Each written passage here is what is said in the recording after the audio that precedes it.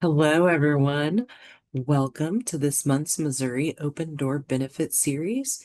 Today, we're going to be featuring Adult Protective Services. I want to share with you a little bit about this meeting. These activities are sponsored by the Medicare Improvements for Patients and Providers Act. So that's the MIPA priorities 1, 2, and 3. Those priorities are represented by Missouri SHIP, the State Health Information Assistance Program, Missouri Department of Health and Senior Services, and UMKC, Institute for Human Development.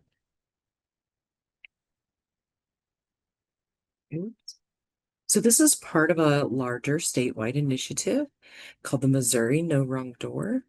It is transforming the way that people access services in the community to support individuals and caregivers to make decisions that are complete and accurate information about their options, and also for anyone seeking long-term services and supports, regardless of age, income, or disability. We have two Missouri open door learning series. One is opening doors to integrated supports. And that's the Missouri Open Door Technology Series. It really focuses in on the pink area of the integrated support star. So that one really discusses technology, personal technology that anyone uses, assistive and adaptive technology around day-to-day tasks, and really helps provide some different ideas of how to integrate environmental technology. It's really designed to help people really think about all areas of the star. And then really drill down on that technology portion.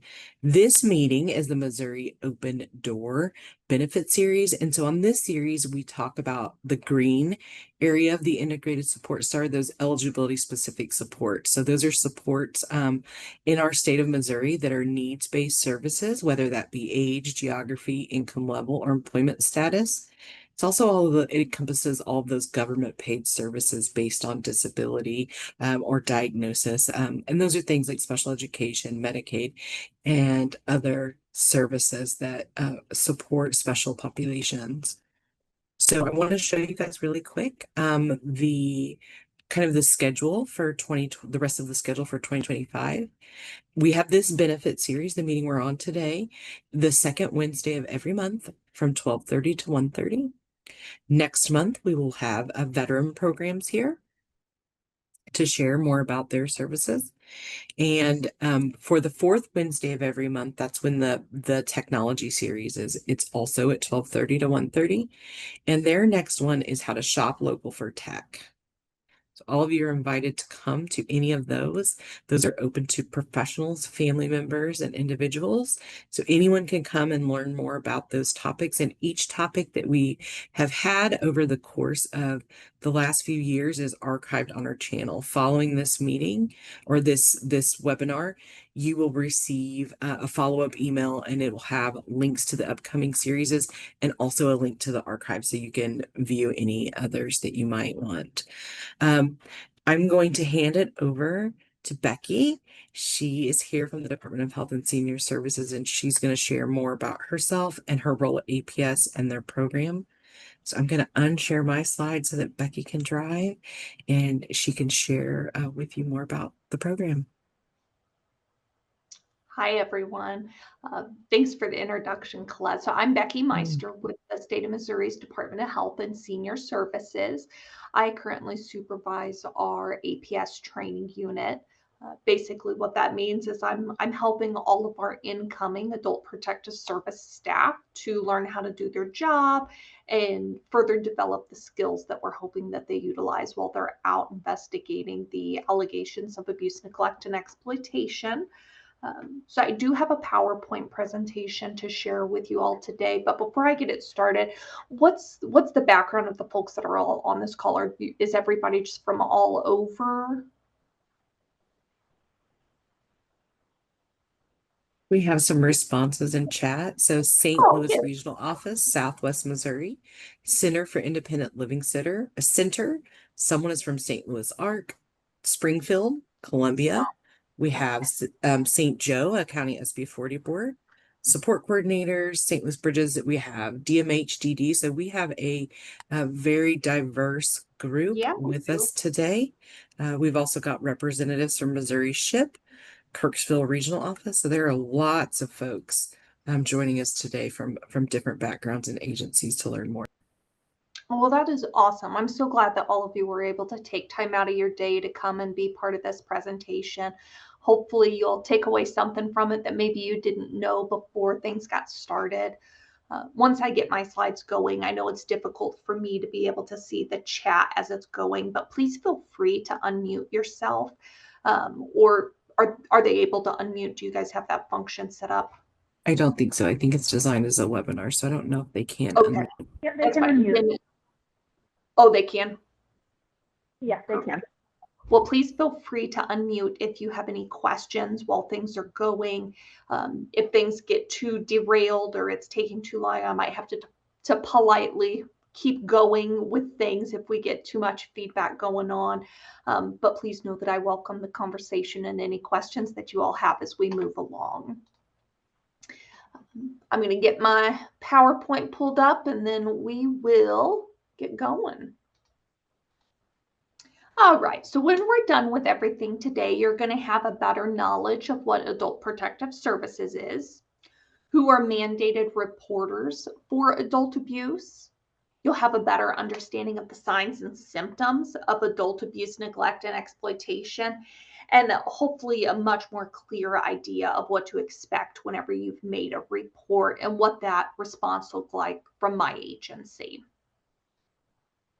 We do have a mission statement through Adult Protective Services that the Missouri Adult Protective Services receives and investigates reports of abuse, neglect, and exploitation concerning adults 60 and older, as well as adults living with disabilities that are aged 18 and older. Back in the day, we used to really take just about any report. In recent years, we have really narrowed our focus to those that we felt were truly what the statute outlines as those that we should be serving so that we can provide a better, more thorough service to those who really need that definition. Sometimes there is an occasional need for us to provide what we call protective services. That's kind of an extended report for the people that we serve. Typically, we're going to be involved for around 60 days, but sometimes there are allegations and circumstances that require us to be involved for a little bit longer. During those types of reports, we would be looking at trying to coordinate services for that person and provide support to intervene and make sure that they're not experiencing any kind of further mistreatment, any abuse, neglect, or exploitation that could be happening. We are treating everybody with individual autonomy. It's a big deal here in my world that we're trying to allow folks the ability to live in the least restrictive environments possible and to make the decisions that they want for themselves, as long as they have the ability to understand the natural consequences of those decisions that they're making. We're treating everybody with dignity and compassion. I'm sure that goes without saying, but it is something that we make sure that we cover with each of our training classes that we go over. We want to honor the dignity of each person that we go and see. Unfortunately, a lot of the situations that we encounter are less than ideal. The living situations, the lifestyle choices that folks make are not always what you and I might be comfortable with as individuals. And it's our job to make sure in APS that we're not displaying any outside influence, any of our own opinions on the way that these folks are choosing to live. We're treating everybody with empathy and respect. We're working through collaborative partnerships. Every connection that we make here in the APS world is something that's important. We want to work with the individual person themselves, their family, and any of the community allies, making sure that all the decisions and interventions that we can offer or suggest to a person are being given to them as an informative method. We can't force people to take part in interventions that we think may be helpful to them, but we absolutely want to make sure that we're educating them and making sure that their families are educated about the things that exist that could help their lives to be a little bit easier. We're serving with integrity. We have a code of ethics that we have to go through and make sure that all the decisions that are being made are what's really in the best interest of the client that we're serving while still respecting their autonomy and rights. We often get reports where folks are really concerned about what could happen if there's not an intervention. This person could get harmed. This person could be injured. This could happen to this person. And in those same moments where a person has that opportunity to meet harm, they have that same opportunity to succeed and remain safe. So a lot of our job is making sure that all of the possible options are being explored to allow them that continuation of choice of, do we want to keep trying to be successful and healthy in our own environments? We're also committed to service excellence. We want to set the tone for what the expectation is for how we're behaving, and be able to attract the top talent to our agency. Having come from a background where I have worked for our state prison system, I've worked for mental health within the community, and now here at the Department of Health and Senior Services, I can honestly say that this is the place. This is where you want to be. This is where we are truly trying to build professional, healthy, growing people who want to do the best job possible for those that we serve. Some of the things that we investigate, I know that I've already mentioned abuse, neglect, and exploitation, but we're responsible for having a prompt and thorough investigation. When we get these reports, we're not just showing up because somebody has called us. We actually have a state statute, the RSMO 192.2415, that mandates that we look into these allegations. We're trying to look at things like, what's the likelihood that this person could meet physical harm if we don't have an intervention? If I don't show up today to check on this person, are they going to be injured or meet harm? Do they need ongoing protective services? Meaning, is this going to take longer than the approximately 60 days for us to get everything figured out? We have to decide what types of needs that they have. I'm sure all of you can think about some of those essential needs that you have in life for food and water, shelter, clothing, possible medications, and medical assistance. Those are the same needs of every human.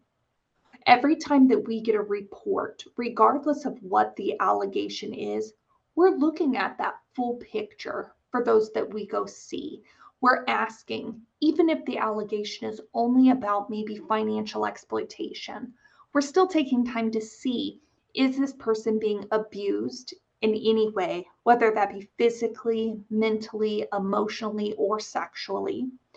Making sure if they're being neglected, whether that be a caregiver who is failing to do their duty, or that it's self-neglect.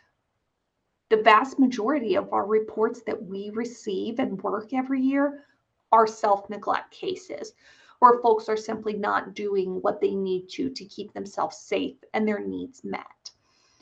We ask a series of questions and go through different processes that we have outlined to better decide what those unmet needs are, and that helps us to decide what suggestions to make so that we can help this person to get their needs met. They may not always be agreeable to accepting those suggestions, but it's something that we go ahead and we try to be sure they're aware of.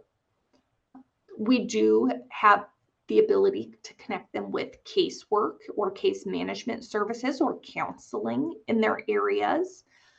Sometimes we assist folks with relocating.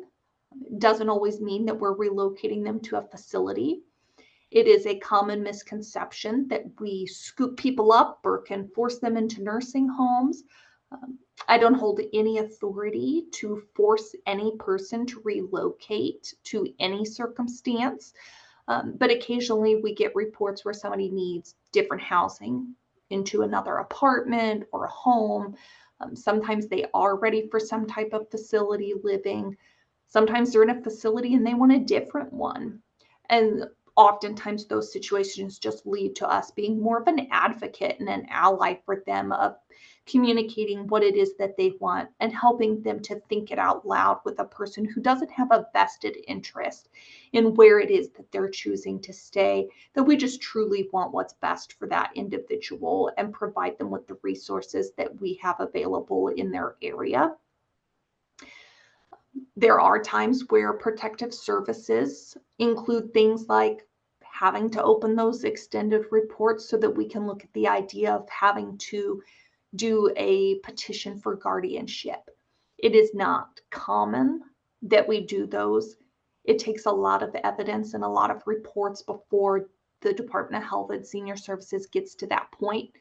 But sometimes we have to keep those extended reports open so that we can look at being able to further develop a case that there's a need for that level of an intervention. And that's always our last resort. That's not something that we want to do. And we coordinate with other agencies to exchange information and to avoid any overlap of services that are taking place. Kind of like coming on these meetings and being able to share the information with you all so that we have an idea about what each other does and how we can help one another. I'd venture to say just about every person on this phone call today is a mandated reporter. So these are things like your EMTs, your firefighters, your first responders, law enforcement, social workers. But honestly, if you go in and read Missouri statute, it outlines that any person who has a reasonable cause to suspect that an eligible adult presents a likelihood of suffering serious physical harm or bullying needs to make a report. Basically, if you're seeing something or hearing something, you suspect that something is going on, that an individual is likely to meet some type of harm or is in an unjust situation where you feel like there needs to be an intervention, contact us. Let us know the situation. We have an intake line, a 1-800 number that you can contact. You can make online reports. You can stop by local offices. I would love to think that at this point in all of your professional worlds that you've got some type of a contact where you've encountered one of our staff at some point, and hopefully they've given you a business card and built that community connection with you.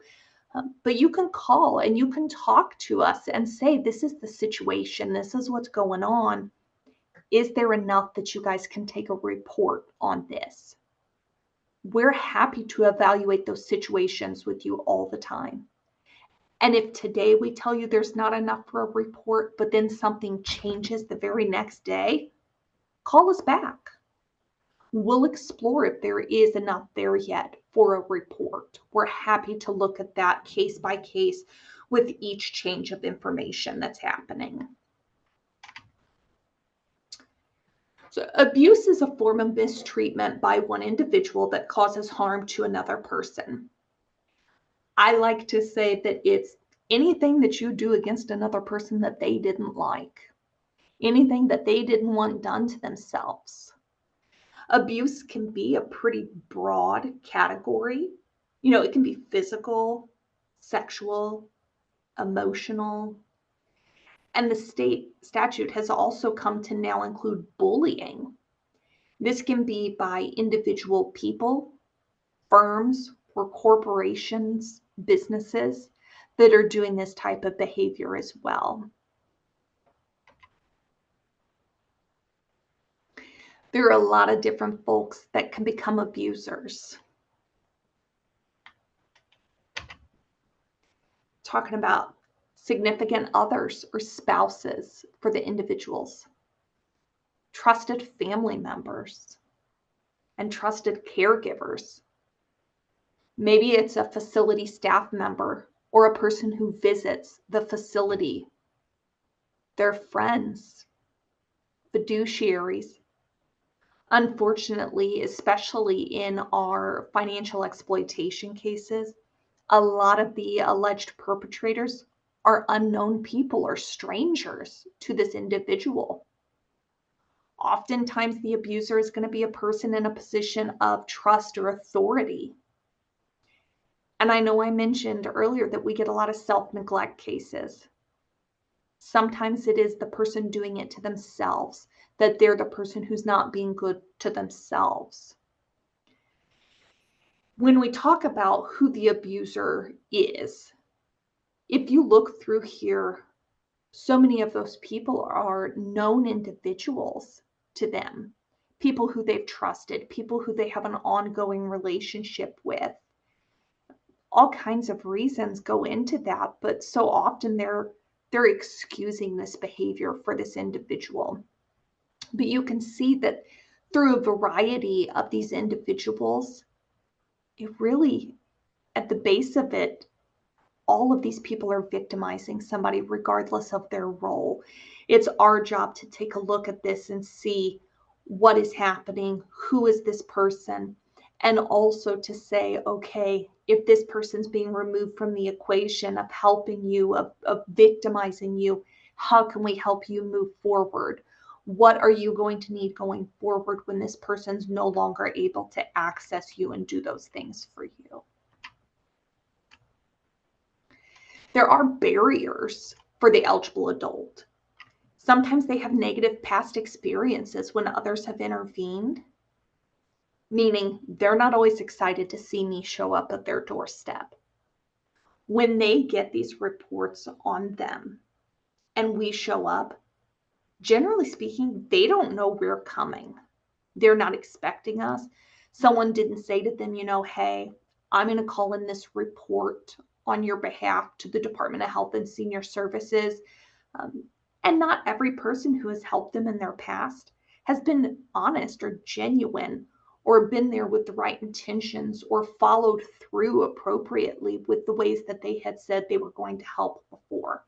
So sometimes those past experiences kind of tarnish what they expect from us. They lack self-confidence. They don't always know that they're capable of handling the things that they need to do. And a lot of that empowerment that we try to bring to them is to help with that. I often tell folks that we should work ourselves out of a job. I want to work so hard empowering and educating you that you no longer need my services. You always know you can pick up a phone and call me. You know how to reach me if you need me for something. And I'll hype you up, I'll help you, I'll educate you about what it is you're needing help with in those moments. But I want to build up their self-confidence and their awareness of their community options to such an extent that they're able to do it on their own. Oftentimes, we'll see that there's been a lifetime of abuse. Sometimes this is a pattern in their family history. Maybe they're more accepting of some of the things that are happening because that's just always the way it's been in their families.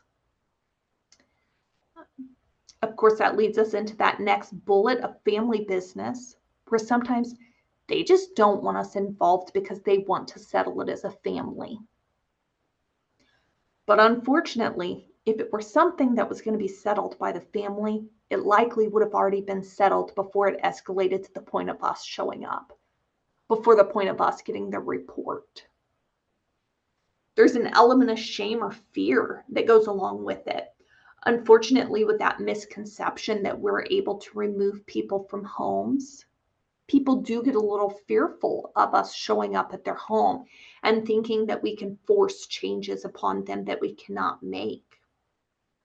Or in those self-neglect cases where they're not taking care of their home environment or they're not taking care of their persons, it can be embarrassing for them to allow a visitor into their home.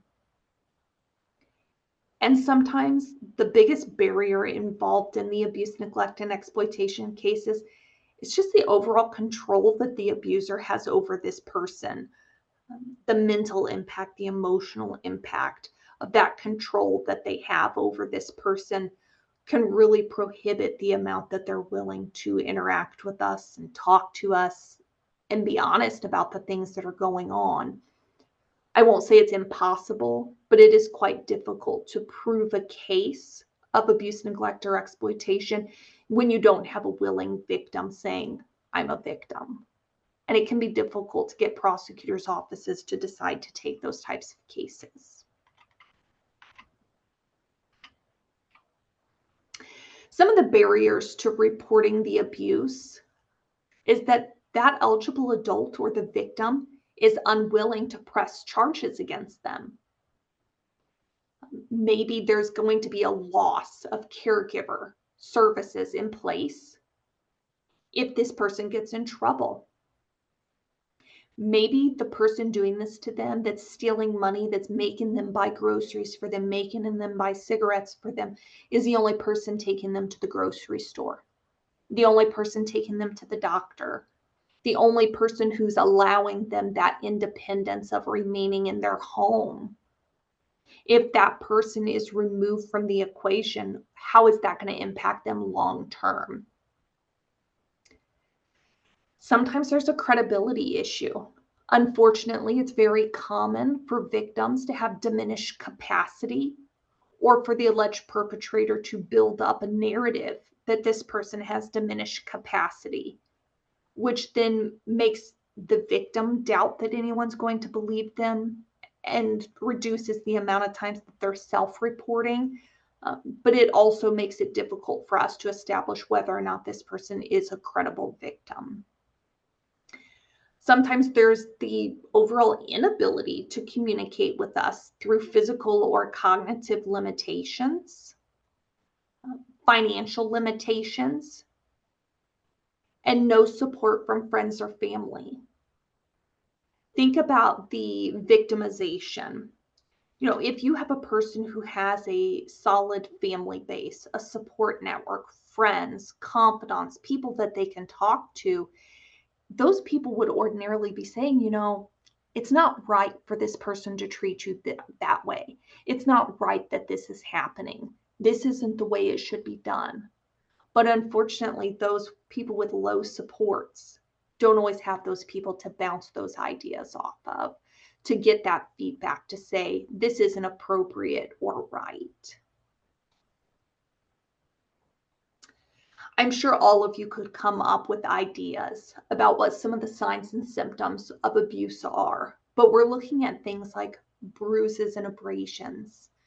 Sometimes those things may not match the story about how that injury allegedly took place. Burns. Skin tears can be very common for our elderly population. And that's when we do have to try to rely on physicians and the narratives about how these injuries would have taken place. Looking for any kind of marks, ligature marks, or restraint marks that are on an individual whenever we're visiting with them. Those are the types of physical indicators that you might be able to observe, even if the person is trying to tell you that these things didn't take place, or if they're unable to communicate that those things have taken place.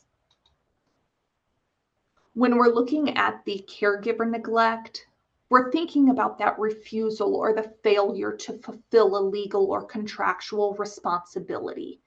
Think about things like providing them with food, water, clothing, shelter, those essential needs, or that they have access to this person's financial resources, but that they're failing to pay for the care that this person needs.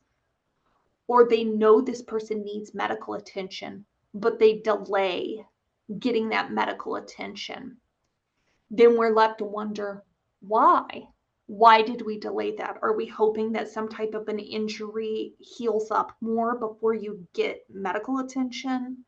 What was the benefit to delaying that process? In the APS world, we're often left with a difficult conversation to have with these folks, though, when it comes to caregiver neglect, because sometimes we have to decide, is it an ethical or moral obligation to help this person? Or is it an actual legal obligation to be helping this person? Do both parties fully understand what the expectation and agreement was of becoming this caregiver role? Is this alleged caregiver cognitively and physically capable of providing those interventions anyway? There's a lot that goes into it. Some of the self-neglect signs and symptoms that we may see are poor hygiene, hazardous living environments. I'm talking like structural problems, infestations, homelessness. Maybe they're just not going to the doctor at all, that they have untreated health problems. Extreme weight loss. Those are usually pretty indicative of larger health issues that are going on. And then falls. We do have to afford people the right to experiencing those natural consequences, though.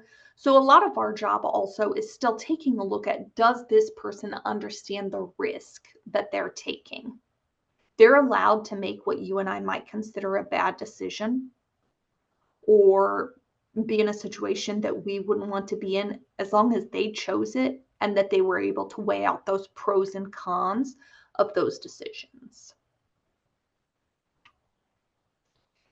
Some of the signs and symptoms for financial exploitation would be like big withdrawals from bank accounts, constantly changing bank accounts, weird ATM activities where they're going every single day and drawing out like $500 or whatever their max limit is on ATM withdrawals for the day. Inconsistent signatures, multiple disbursement for similar items. Are they regularly sending out money? Unusual expenses. Sometimes this is paying expenses that have nothing to do with them, like paying the rent for a online significant other that they've never met, but they're consistently paying this type of a service to them. Drastic changes in distribution of wealth. Are they making big changes to their power of attorneys or their trust or their will? Are they modifying those types of documents that exist? And just a mismatch between life circumstances and the size of their estate. If they have the means, they have the assets to be able to make ends meet each month, but they're not, that's a big red flag for us. If you have the means to be able to do this and provide for yourself, then we want to understand where that barrier is. Is it a person barrier? Is it a barrier where you need help with budgeting? What do we need to do to make sure that you're making ends meet and meeting your needs each month? Of the reports that we receive, a very, very small amount of those are things like the sexual abuse and the physical abuse. Those are not something that we get a great deal of. Leading up, the biggest brunt, as I'd mentioned before, is the self-neglect, followed by our financial exploitation, and then the caregiver neglect. Financial exploitation is a huge one that we experience, especially as the cryptocurrencies have been on the rise, digital scams, romance scams. I expect that our numbers in the coming years will probably start to balance out between the self-neglect and those financial exploitation cases, that it's going to really start being a pretty equal number, unfortunately, because internet scammers are getting smarter. They're getting better at getting people to send money. And our aging population are getting more willing to use some of that technology and engage in that type of behavior online. So what should you expect if you were to make a report from your side of things? What are we going to do, and what should you expect from us? Whenever we get a report, we would call you as the reporter and let you know that, hey, we've gotten this report. This is what was typed in for us on the report. I just want to make sure that we've got the right understanding of the narrative. We'll ask you any further questions that we have that maybe were not asked at the time of that report intake being taken. The folks who typically take our reports on the hotline number, they don't investigate them, so they don't always ask all the same questions that one of the workers would. Depending on the narrative, the allegations, the severity of the things that are going on, we can go see the person in up to 7 days. Typically, we're seeing that person much sooner. If it is an emergency report, then we're going to be seeing that person within 24 hours, but generally speaking, within a few hours. I've done field work for a long time, and you're usually going the very same business day within hours. We do have after hours response times. So any day from 7 a.m. until 8:30 p.m., there's a call out procedure that we have for staff to respond to those reports. Whenever we do get these reports, we're going to be doing collateral interviews with folks, friends, family members, possibly neighbors, doctors, talking to banks, taking photos. We're really deciding what really has happened, what we need to do for this individual, and what this individual is willing to accept in terms of resources and assistance. Talking about those collateral contacts, I do want to point out that folks have the right to confidentiality. We're not going out and spreading people's business. If you call in a report to us as a professional and you're requesting some type of follow-up, if you are an individual who has an ongoing relationship with this person, maybe through case management, you're providing regular services to them through an agency, you're more likely to receive actual follow-up information from our agency, even without a consent form signed from that individual, than if you were calling on a friend or family member on a personal basis. Typically, the role of the reporter is going to stop at being that reporter unless we reach back out that we need more information. But each individual can tell us specifically that they don't want us talking to other people. And they can actually tell us to just go away. They don't have to agree to speak with us whenever we get a report on them. We do our best to ensure that their safety is met, that their needs are met. And we do check on them a second time just to say, hey, I stopped by, I tried to check on you, I called, whatever it was, and you had asked me to go away. I just wanted to check again. If you tell me to go away again today, we'll leave you alone and I'll close things out. But I just want to be sure that you've got the opportunity to talk to me. Because sometimes when they open that door, we don't know what's on the other side of the door. They could have the alleged perpetrator there. They could need to say that, hey, you need to go away, everything's fine. But when we afford them that other opportunity, it may open up that door for them to have had time to reconsider and accept our help at that point. So some of the things that we can do versus cannot do. And I know I've built these in a little as we go, but we can provide protective services, which is that ongoing support of making sure that they've got what they need. We don't provide what you may consider like case management. We're not forever involved, but we will make sure that before we close things out, that we've exhausted what we can do for this individual and given them the tools and the resources that they need to be successful in getting what they need from life. We can help to authorize in-home services. So think about those chore service workers. So not home health, but things like the cooking, the cleaning, the bathing, those types of help in the home. The Department of Health and Senior Services has folks who go out and they help to develop a care plan with these individuals to see what it is that they actually need the help with due to physical and medical limitations that the individual may have. They have to follow up every year to revisit that plan to make sure that it is appropriate still for what they need. We can intervene when we feel like a person is incapacitated. We all decline at one point or another in life. We're all going to meet such a decline that somebody has to intervene and start helping us with things. There's not always a person who's available or appropriate to intervene for our eligible adults, and that's where we'll step in. Sometimes these are small interventions, like trying to help them with an involuntary committal to a mental health institution for a short period. Usually those start out about 96 hours in a hospital.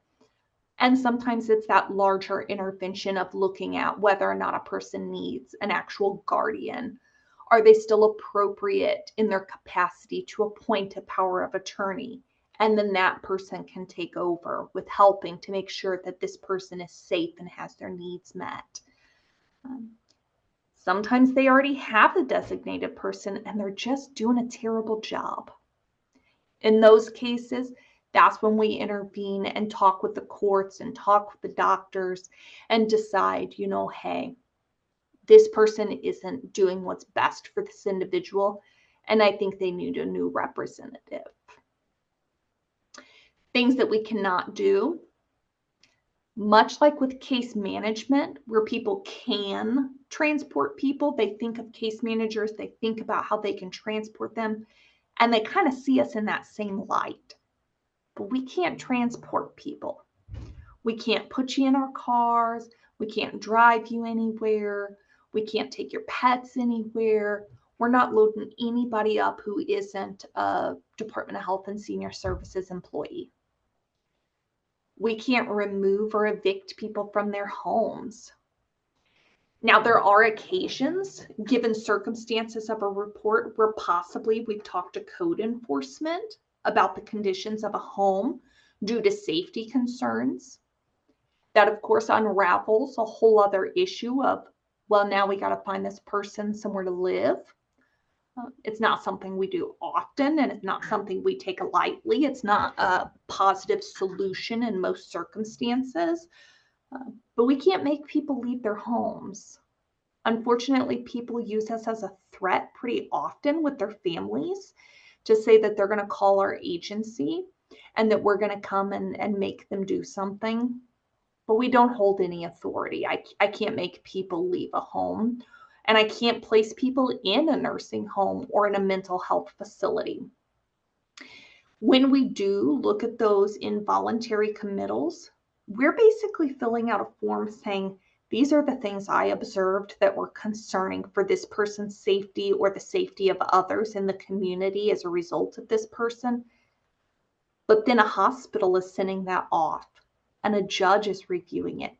We're never personally the entity that's making that decision, that's forcing somebody placement in a facility. And we can't force changes. No matter how bad I want better for a person, no matter how badly I see that this isn't the best choice for this person, if they have the capacity to look at that situation, to consider their choices, to think about how this will impact them, they're allowed to do it. Unfortunately, we've had homeless folks who even live in the woods next to my office. I have met with them countless times and talked with them, but they completely understand the risk that they take in extreme temperatures and the seasonal changes. They understand the risk that they take, and they can communicate that with me, and I have to allow them the right to that decision. So those are some of the things that we cannot do. On this slide here is our 1-800 number. From 7 a.m. to 8 p.m., you can reach a person at that 1-800 number. Our website, you can submit a report any time of day or night, but only from 7 to 8 a.m. is there actually a real human who's helping to process those types of reports. It does ask you a series of questions on that online format, And if it's decided that it's what we would call an emergency report, you won't be able to make it online because they want to be sure that somebody is appropriately responding in a timely manner. So they ask you to call the phone number so that they can ensure a rapid response takes place. If it's outside of those hours and you feel like this is an emergency, this person needs attention right away, I encourage you to go ahead and call 911. And then you can still follow up by making a report. But of course, your narrative is going to be altered a little to say that the immediate emergency has already been addressed. But these are my continued concerns for this individual. This is what I feel like is going on, that they're abused, neglected, or exploited. So, what kind of questions do you all have? Have any of you had experiences with the Department of Health and Senior Services that you have any questions or concerns about how those interactions went, or positive stories about those interactions?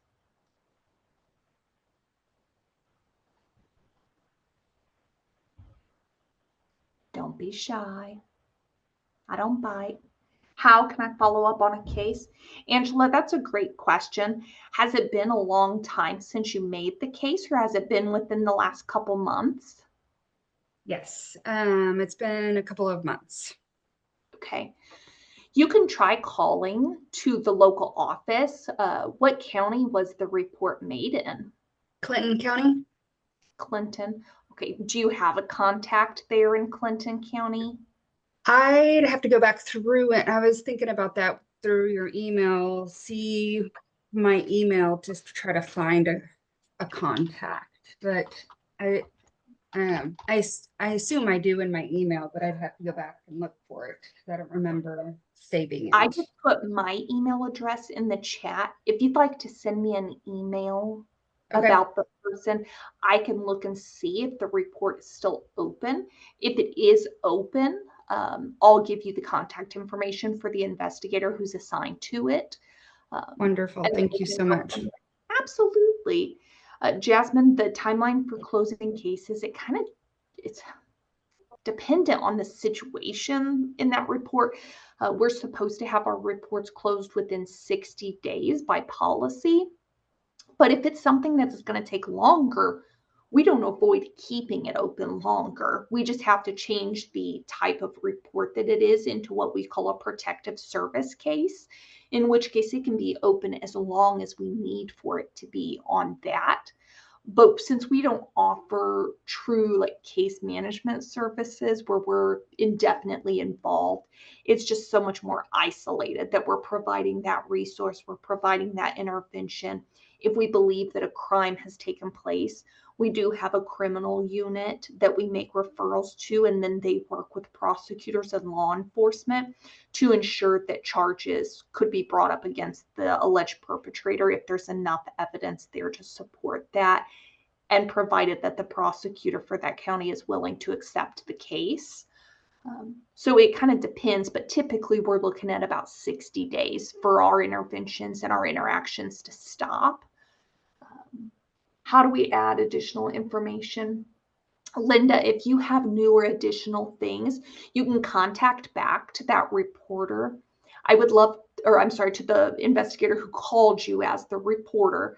I would love to think that everybody handles it the same way that I teach to do, but I have not taught every staff. When I call and talk to the reporter, I always stress, this is who I am. I'm going to be working this report. And I make sure that that individual still has my contact information, a good way to reach me to update things. If you don't have that person's contact information, and you can certainly send me an email and I can look as well to see if that is still open and connect you with that assigned worker. Otherwise, you can call back to the 1-800 number and let them know that you have additional information about this report. And then they would pass that information along to that assigned worker. If the case was already closed out, they would not be able to say, hey, that case is already closed. They may have to just reopen up a report to say, hey, I'll collect all this information and I'll get it sent over, but it may in reality end up being a brand new report based off of timelines and if things are closed. So you can do the online report or call the 1-800 number or call back to that worker who had initially contacted you to say, hey, we've got the report. I am so glad that we were able to bring that to the table. I take part in our local crisis intervention meetings too. And so often we bring these types of dilemmas to the group where we brainstorm out what we can do, where we're just hitting our heads against the wall with the scenario. And it's such a beautiful thing when we're all in a safe setting where we can bring up the hard cases that we have and brainstorm with other professionals. So I'm super appreciative for the opportunity for us to all brainstorm that out. Thank you. Any other questions? I think if I have not gotten yours in the chat, I think I've gotten them all. But if I'm missing anybody, please feel free to key up. Becky, it looks like you answered everyone's questions. It was a great presentation. Thank you so much for sharing your time and expertise with the Missouri Open Benefit Series. Thanks everyone for coming, and you will be receiving a follow-up email in a few days that has these slides and more information and resources. And this will also be posted on the archive if you want to share with your colleagues or others. Thank you. Thank you all. Have a great day.